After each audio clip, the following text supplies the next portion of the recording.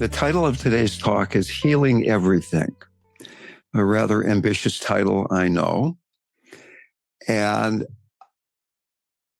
very often, when someone is interested in healing, you're probably interested in healing the place that you're most attached to, the place where surrender is the most difficult, a life-threatening illness or financial insecurity or a broken relationship. And I'm at a certain age where I'm going to this kind of doctor and that kind of doctor, nothing serious, but there's fixing this, there's the neurologist and the cardiologist and the whatever this and whatever that. And all that stuff is fine. I'm certainly not saying that one doesn't work on these individual parts of the body and the personality that might need healing. But at the same time, the deepest healing of going beyond, I need to heal this, and resting in wholeness is what can heal everything, right? So in Tibetan Buddhism, they say that if somebody is a rather advanced practitioner, the deepest healing is to rest in non-duality. And when I was younger and I was a very avid spiritual seeker here in the Bay Area, there were so many teachers coming, lamas, yogis, swamis, roshis, murids, every kind of teacher. And I would ask them my test question. The test question was, if I had a friend who were dying and he had never meditated and he was really afraid, what would the best thing I could do for this person? And pretty much all of the good ones said something like, the best thing you could do is to merge your mind with the one mind and merge your mind with the mind of your friend. So that often, instead of doing that, whether we're working with somebody else or with our own healing, we tend to focus on what's broken. We focus on the cancer. We focus on the neurosis. We focus on the bank account. We focus on what the problem is. And certainly, it's useful to do that at times. The other thing one could do is focus on the person. There's a person who's sick. There's a person who's suffering. There's a person who needs help. But the deepest healing is to focus on the delusion of separateness. That realizing that, yes, cancer exists, and neurosis exists, and bad relationships exist, and divorce exists, and all these things exist, but they're all existing in the context of wholeness. Until we realize that we are already whole, we have healing work to do, healing body, healing mind, healing spirit. So that we're really not talking about healing illnesses. We're freeing capacities that have been limited and constricted in the past. The deepest healing everything, not focusing on healing something in particular. I have this difficult emotion that's getting me down this week. I have this thing in my body that's uncomfortable or might even kill me, right? But yes, those things are going on, and I can rest in wholeness. Maharaj-ji said, it's much better to trust in God than to try to figure everything out, right? So there's so much to figure out. And I'm not at all suggesting that we don't try to figure things out, that if you have a pain in your body, that eventually you go to the doctor and get some tests and the doctor says, do this, and then you decide whether you want to do this or you don't want to do this. But that at least some of the time, resting in who we are beyond the delusion of separateness, but beyond the delusion of I am only this body. I am only this body and personality. And in doing this, at least in those moments, it is releasing the constriction.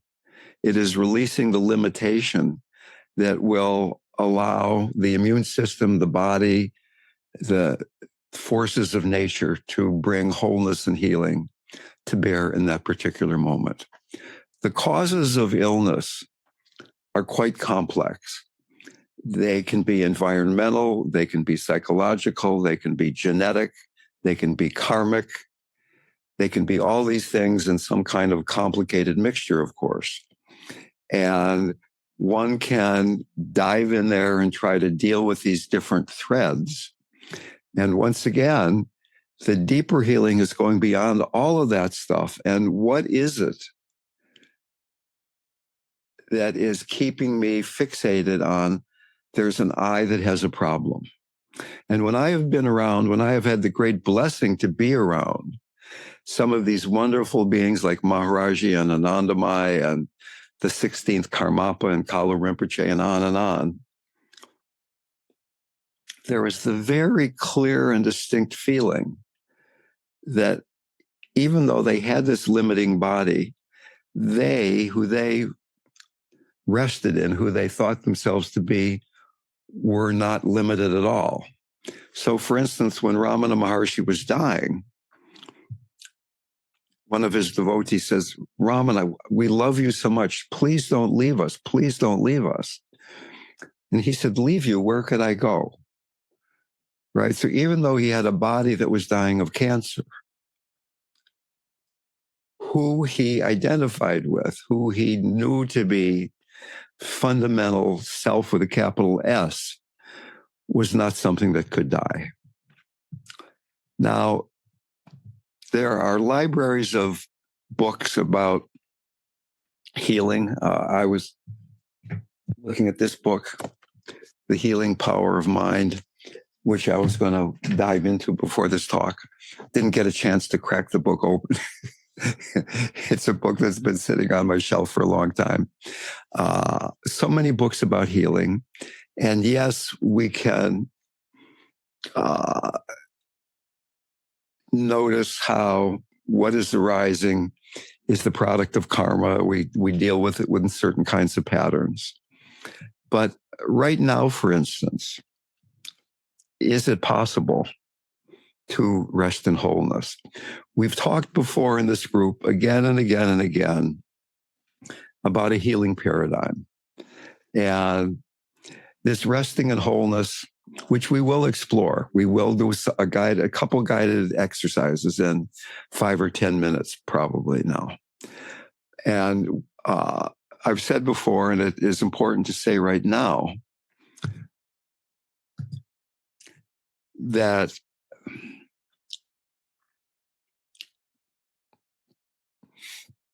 resting in wholeness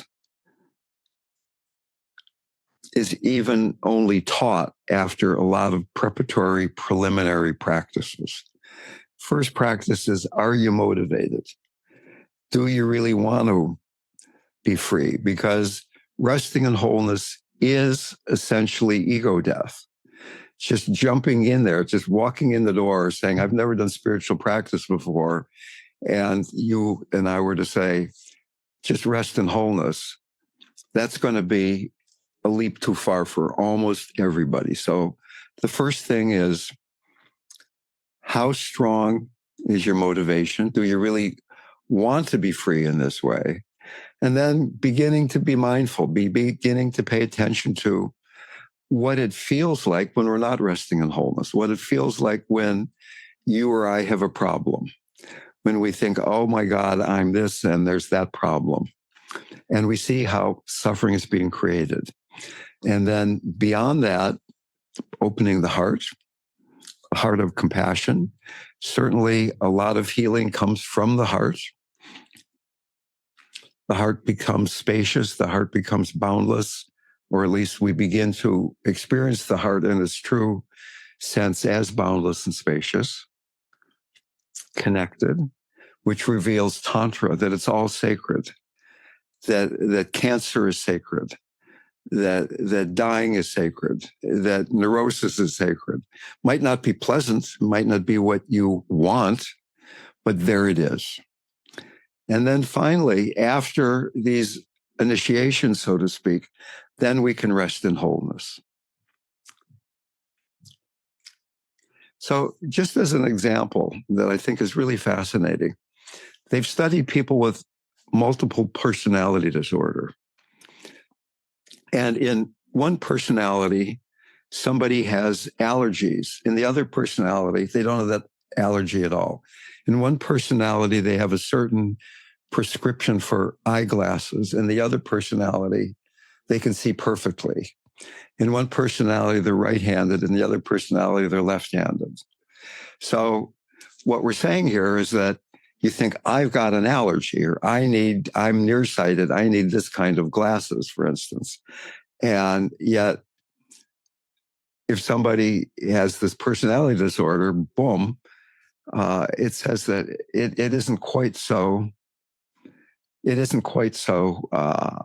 can I say, solid, that it really is much more a matter of what level of consciousness, who you think you are, that is creating this reality. And I've told this story before, but I think it bears repeating. I have an injured neck. My neck goes out. I actually injured my neck at a retreat that I was teaching with Ramdev down in Yucca Valley. It's a whole long story. But anyway, the ligaments in my neck got stretched out, and my neck, quote, goes out, unquote, rather easily. So a number of years ago, I was seeing an osteopath here in the Bay Area named Dr. Ed. And Dr. Ed was a wonderful healer. And I called him up once and said, hey, Dr. Ed, do you have any appointments coming up soon? He said, I'm actually in Los Angeles.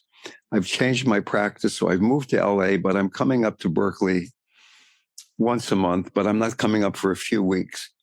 But I could treat you on the telephone. I said, no, I don't think I want a telephone treatment. I'd like it better when you touch me. I'll go to my not so great chiropractor. And I did that. And I called him up then a few months later, and he said, once again, I'm not coming right away, but I could treat you over the phone. And I said, no, I don't really think so. But then a third time this happened. And I said, why don't I give it a try? And he said, well, what I want you to do is tomorrow at 9:00, just lie down on your bed for half an hour. I'll call you up to make sure you're ready. You lie there for half an hour. And at the end of that time, just get up and the treatment will be over. So I was a bit skeptical, and I lay down on my bed the next day at 9:00. And at the end of half an hour, my neck had been adjusted. And not only that, the energy in my body felt like it had been kind of purified and rearranged, that I felt really fresh in a certain kind of way. And Dr. Ed and I were friends. We would eat meals together and stuff. And I said, how do you do that? And he said, kind of what I was saying in the beginning. He said, I don't even want to know what's wrong with your neck. I don't even think about you. I just go into wholeness, and then I'm there with you. And being in wholeness, your body wants to be whole. The neck wants to be in perfect alignment. So I thought, well, that's lovely, but do I want to pay Dr. Ed for doing that? Why don't I just lie down on the bed and go into wholeness and save $100? Right. So I started doing that. And about half of the time, when I have some skeletal problem or other kind of problem, I just lie down on the bed and I start saying my mantra, and I see how deeply I can go into that, where I get to this place of wholeness that we'll be exploring together in a few minutes. And a lot of the time, if not most of the time, my body rearranges itself. Now, if I'm lying down thinking, I've got to fix my neck, and if I don't, I'm going to be really disappointed, that's not going to work, right? It's like I'm lying down on the bed and surrendering into the wholeness that's already there.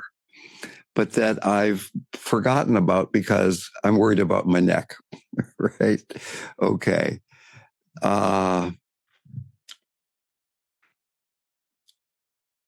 So we're all Dr. Ed. We all have the ability to do that. Let me read a couple of very short paragraphs from a book called The Art of Spiritual Healing by Joel Goldsmith. He was one of those Christians from the 1950s where it's kind of weird and stuff, but I think there's some real truth to what he's saying here. Rather than praying to God for something, rejoice in presence, letting that be your prayer, seeking nothing for yourself, seeking nothing for anyone else, and never relegating God to the role of servant meant to do your will or satisfy your desires. And then he goes on to say, as you move about this world, inevitably aware of its frustrations and tragedies, never treat anyone or any condition. Never. It is the claim that is presented to you that receives the treatment.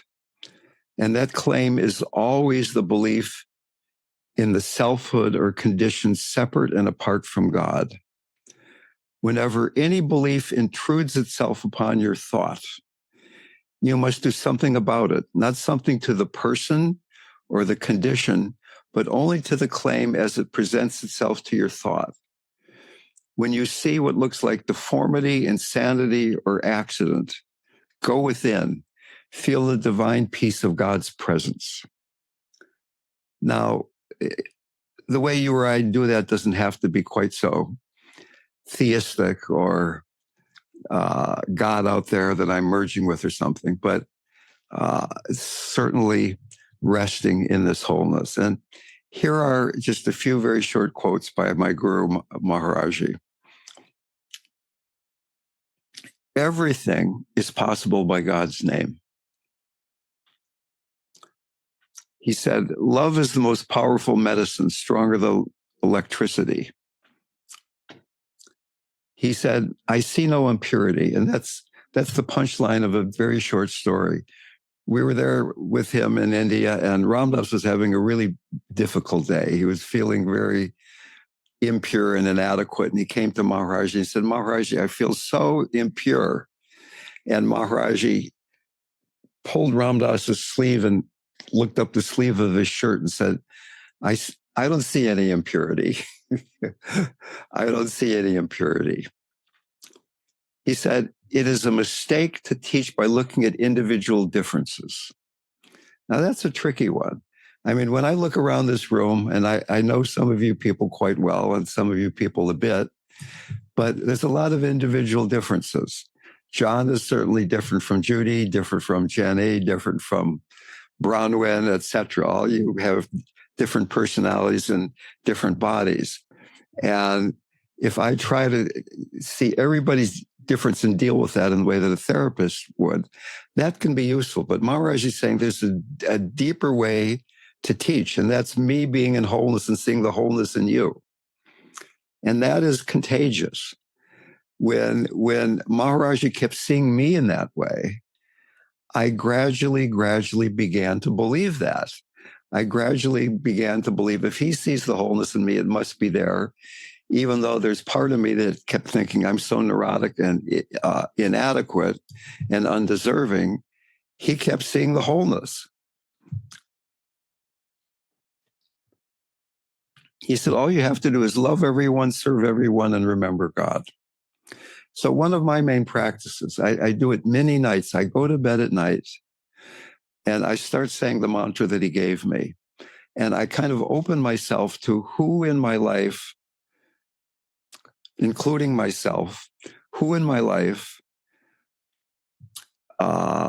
is it appropriate for healing practice right now? And a name pops into my mind. There's John. And I say this mantra a few times, and then I just think of John. I'm not doing something to John. I'm not thinking of how neurotic John is or isn't. I'm not thinking of John needs a job or whatever. All I'm doing is I'm being in wholeness and being with John. And then another name pops into my mind. There's Bronwyn, there's Jan, there's Julie, there's whoever it is, right?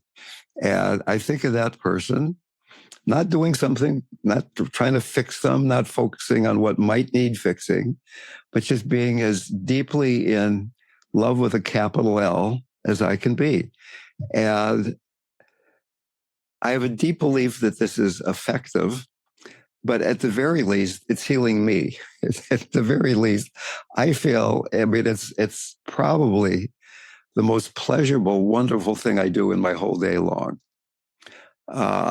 This is a while back, and I was called to a hospital. There was a woman who, a week before I was called to her bedside, was given 2 weeks to live. Doctor said she had 2 weeks to live. She had a inoperable tumor in her throat that was strangling her. And the hospital wanted to discharge her, but there was this family situation where the woman and her husband really had a horrible relationship. She actually claimed later on during a meeting I had with her that she would fall down and he would laugh at her rather than help her up. And she didn't want to go home to their house to die. She wanted to go to her sister's house, but he, for some reason, didn't want that to happen. He wanted her to come to his house, their house. And if she didn't do that, he was going to make things financially difficult after her death for survivors, right? So there was this butting of heads here. And maybe she could come and stay with me at the dying center, and that would solve everybody's problem. So I went, we had this whole conversation, but I always felt that it's really better for people if they can die with their loved ones rather than come and die with me as a stranger. So I came up with the idea, what about if she came to her sister's house, stayed there, the husband could come every day, visiting hours at the hospital, and I would come and be her guide. And everybody thought this was a great idea. So she was discharged to her sister's house. And the next day I came by and I said, okay, well, how can I help you? And she said, I don't want to die. Now, remember, 8 days before, she had been told she has 2 weeks to live, right? And I said, okay, well, tell me about your life. And she told me this and that, but basically she told me, I really hate my husband. He's a really bad guy. And I said, okay, well, what you need to do is forgive your husband. And she said, literally, this is a quote, why would I forgive that son of a bitch after all that he's done to me? And I said, well, because you want to live, and all this energy that's tied up in hating your husband, there's a lot of energy there. There's energy that's not being used in healing. And even if you're going to die, dying hating somebody is not a really great way to die. And we're going to do a guided meditation now where you're going to forgive your husband. And she agreed only with great resistance. She did not want to forgive this guy. So let's just say his name was Fred. I forget his name. Anyway, so I said, now what you've got to do is say, Fred, I forgive you, and keep saying it and really imagine what it would feel like if you meant it. Right. So we sat down, and for 15 minutes, she was going through Fred, I forgive you repeatedly.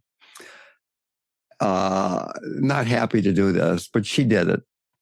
And I said, okay, I'll come back tomorrow. She said, no, I don't want you to come back tomorrow. I'll let you know when I want you to come back. I said, okay, but you've got to promise to do that practice twice a day. And she said, okay.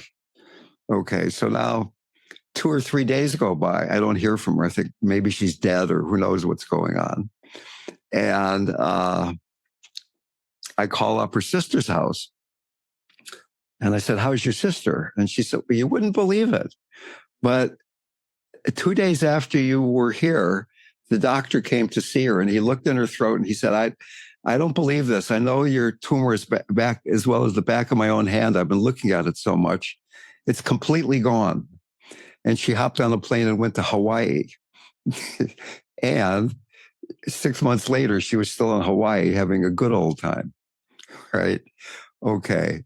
So instead of focusing on, I hate this guy, she was opening her heart. She was feeling that sense of spaciousness. She was letting go of the hatred.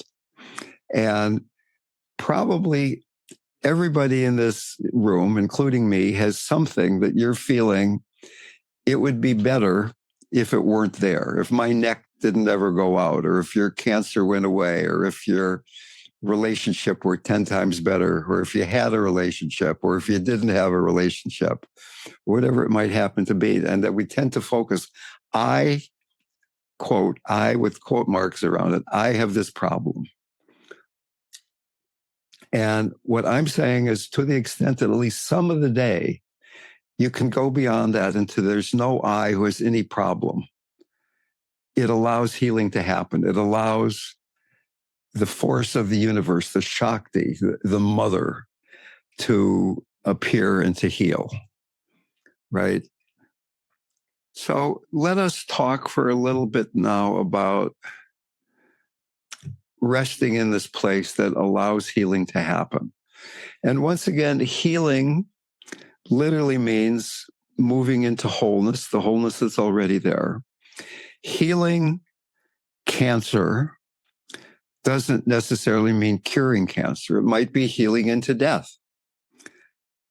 We don't know what form healing's going to happen. Healing a relationship might be falling in love again. It might be divorce. I don't know. You don't know. The Buddhists have this wonderful, horrible notion about the hopelessness of existence. And what they mean by this is that this moment is hopeless. It can't be any different than the way it is because it is the way it is. It's not hopeless that things might change in the future. But as long as we're saying, I don't like this moment, I want this moment to be different. I have hope that this moment isn't the way it is. We're not accepting the healing that's available. The hopelessness to completely surrender all notion of separateness, helplessness into the wholeness of this moment. So we could talk about natural awareness or pure awareness, experiencing pure awareness as something that you do many times during the day. 5 seconds here, a minute there, 3 minutes there. For many of us with very busy lives, it's not an easy thing to be resting in natural awareness as you're on the computer or doing your income taxes or talking to your doctor about what treatment to explore next. So pure awareness invites us to rediscover the awareness that's already there. It's kind of like awareness noticing awareness, mindfulness being aware of itself. The mind is completely aware, it's undistracted, it's like open space, it's sky-like. You feel at rest. Things seem to be happening on their own without a lot of effort on your part. A sense of contentment, simply being without a lot of trying. And this beingness creates a sense of ease. Noticing that you're noticing. So how do we do that? I mean, we've certainly have explored at the end of a long meditation the possibility of resting in spaciousness. One of my friends who's not here today, Jim, who's a very dedicated meditator, says that sometimes at the end of an hour-long meditation, he slips into that place, right? And I would like to say, you don't have to wait till the end of an hour. Okay, so how do we do this? There are certain qualities. The first is relaxing effort.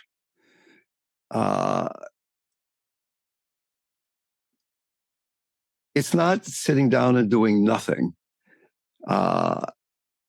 It's dropping a relaxing effort and is different because we're tuning into the awareness that is already present. We don't have to try to get there. In Dzogchen, they have a slogan: no meditation, no distraction. It's not like we're trying to meditate on something. And if we're not doing that, it's wrong because we're distracted. You're trying to meditate on your breath, but you're thinking about what's for lunch or why did that person treat me that way, so that I'm not meditating well. So that you're not meditating and nothing is a distraction, that you just keep realizing that this moment, it's hopeless to be anything else. And this moment is whole as it is. It might not be pleasant. It might not be what you would have chosen if you could wave a magic wand, but it's just a couple of images. One is the image of a bird riding on the wind that's not flapping its wings. Where I live, there are a lot of hills and a lot of hawks flying around. And I'll be hiking in the hills and you just see a red-tailed hawk. It's not even moving. It's just resting on the wind. The heat from the side of the hill coming up, keeping the bird there. No effort, just riding on the wind. Or when you're riding on a bicycle, you pump and you pump, and then you're just gliding on the bicycle. You're moving forward. You're not pumping the pedals. You're just gliding. So imagine this moment gliding or floating in the space of this moment like a bird in space. Stopping the attempt to fight with your mind, to let go of the internal civil war. Is not fighting to bring your mind back to the present. Instead, resting, exploring the awareness that is already present. It feels joyful to stop the struggle.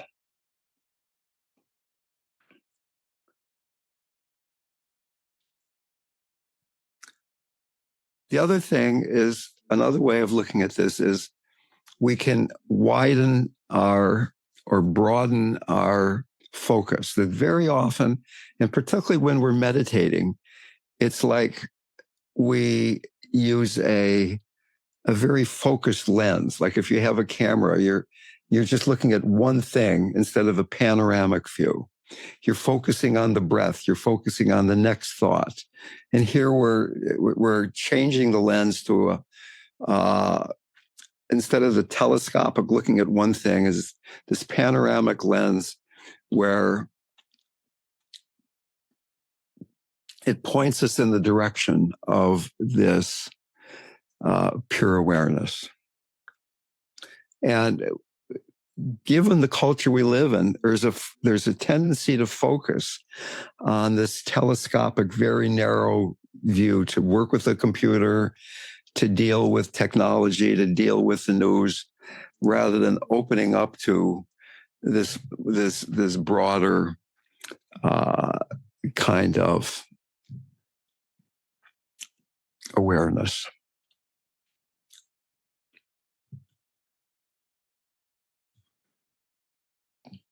So in a way, we're not focusing on the object so much. We're focusing on the awareness itself. In the beginning of practice, we focus on the object, the content of the object with mindfulness. And then as time goes on, we focus on a relationship with the object because we're opening our heart. And now finally, we're focusing on awareness itself. So we will do a couple of exercises. And the first one is, it's not even a meditation. So sit there, please, with your eyes open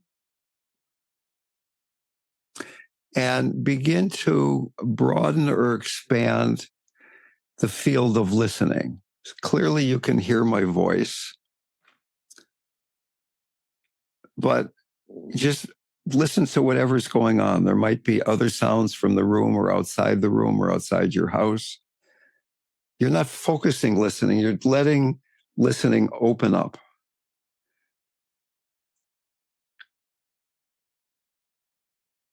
And in the same way, with your eyes open, instead of focusing on just looking at me on the screen or what's right in front of you, let your vision soften.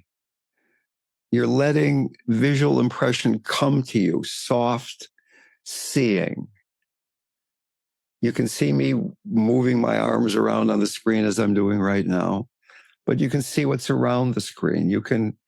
There's a soft seeing. You're allowing vision to come rather than the eyes metaphorically going out into space and grabbing things and bringing them back. In the same way, sensing around your body. You can probably feel your seat on the chair, your butt on the chair or on the cushion, whatever you're doing.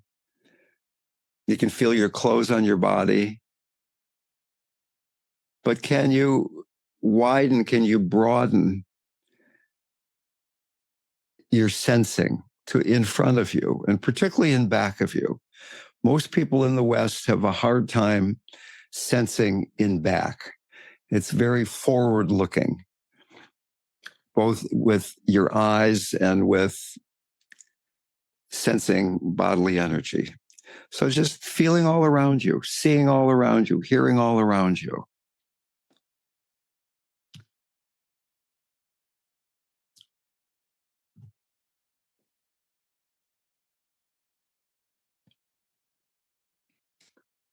And then another practice, which you don't have to stop doing the first one, is imagine that your mind is like the sky. In the sky, there might be weather, there might be clouds, there might be rain, there might be thunder and lightning if it's a really super intense day. But the sky is not affected by the weather. All of this stuff is happening in the spaciousness of the sky. Are you the sky or are you the weather? And certainly some weather is more compelling than other weather. A hurricane is more compelling than a gentle breeze. I get it. But even the hurricane is happening in the spaciousness of the sky, resting in the sky like nature, like the bird who is resting on the wind without flapping her wings.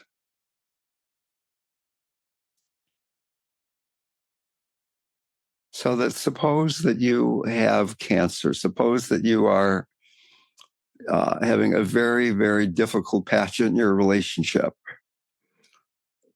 That's the weather in the sky. It's still there, but you're floating in the space. And the wisdom, the strength that you need to deal with these situations is coming from your ability to rest in the sky and receive the infinite Shakti that is available in each moment. And we can get very, very busy flapping our wings to fight the wind, to fight the rain, to fight the hail. And eventually we're going to get really tired. We're going to have to come down out of the sky. So let's not push this metaphor or analogy too far. Resting in that spaciousness.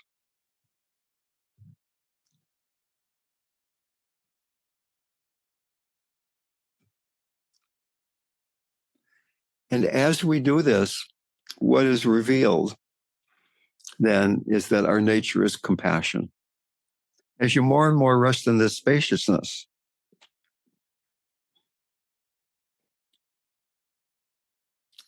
we will be we will be moved by the suffering of all beings. Not getting lost in it, not getting overwhelmed by it, but the energy. So part of the weather is our resistance to the suffering of other people and our own suffering. That's what makes us think we need to flap our wings.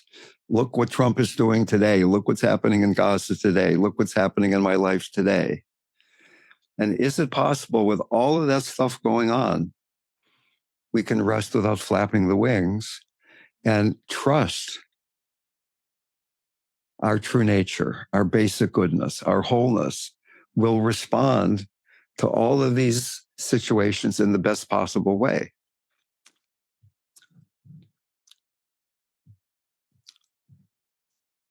Let me read a short part of a poem from Mary Oliver. When it's over, I want to say, all my life I was a bride married to amazement. I was the bridegroom taking the world into my arms. When it's over, I don't want to wonder if I have made my life something particular and real. I don't want to find myself sighing and frightened or full of argument. I don't want to end up simply having visited this world. So she's talking there about exactly what we're talking about today. All my life, I was a bride married to amazement. This moment, this simple moment where we are here together is amazing. It's remarkable. Thank you for sharing it with me. Okay, remarks or questions?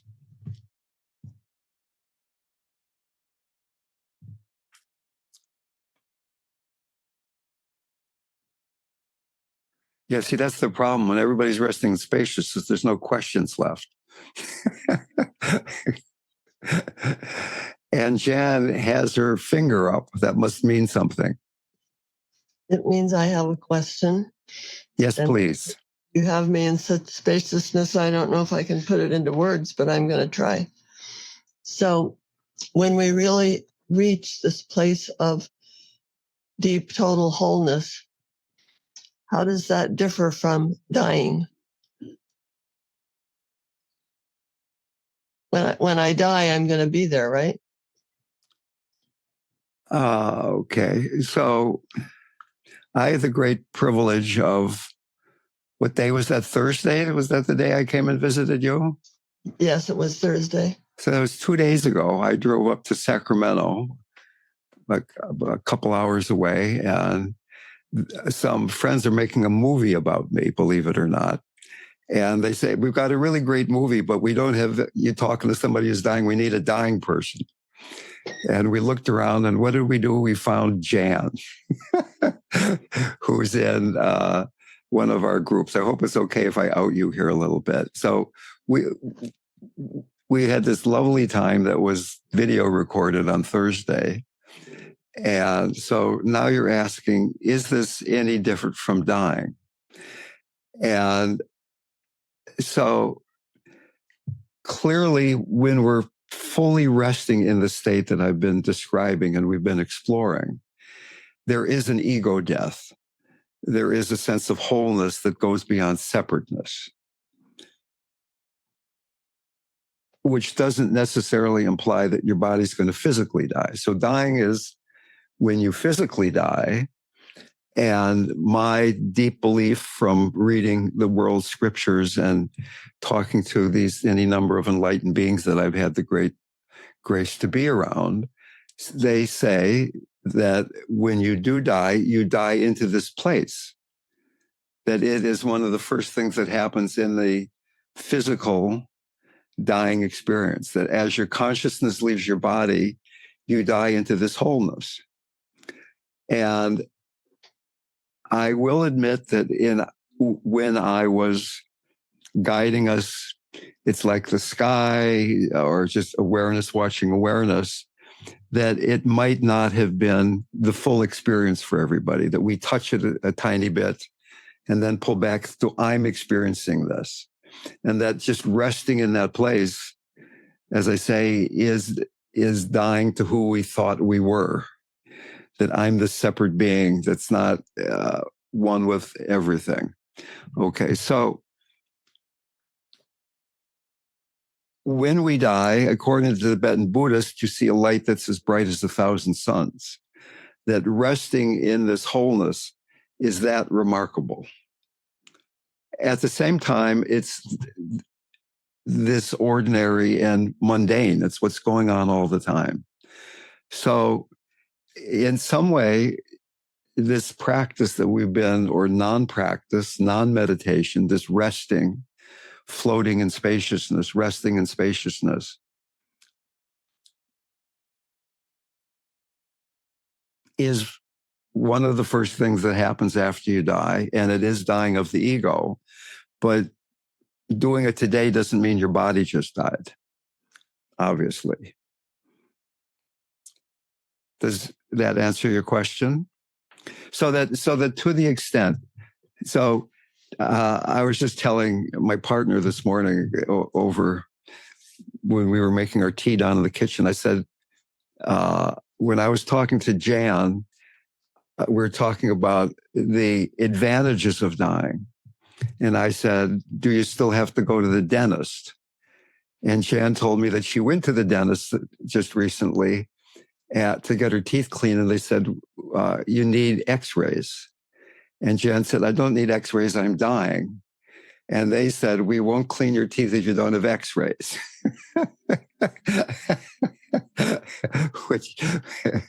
So the dentist isn't quite on the same program that we are here, apparently, right? They've got this thing. We're not going to clean your teeth unless you do the x-rays. That's our protocol here, this kind of narrow view instead of the broad view that we were exploring together. And so again and again during the day, surrendering into this place, you're sitting there and you're getting fixated on, I've got this problem, or they've got this problem, or the world has this problem. There are a lot of problems out there. There is global climate change. There are wars going on. There's political divisiveness. People are hating each other. All this stuff it's happening. But what is the best thing that we can do? What is the best thing that you can do for dealing with the war in Gaza? What is the best thing that you can do for climate change? I don't know what it is in particular, what letter you're going to write or sign you're going to hold up or not. But I do know that to the extent you can rest in that wholeness, you will make the most appropriate, most powerful response that is yours to do. And it's hard to trust that because we've been conditioned to feel that we've got to be worried about things and try harder. And certainly in the beginning of practice, when you're beginning mindfulness practice, you do have to try harder because it's very frustrating to sit there and try to watch your breath and your mind is going all over the place. And this resting on the wind, this effortlessness,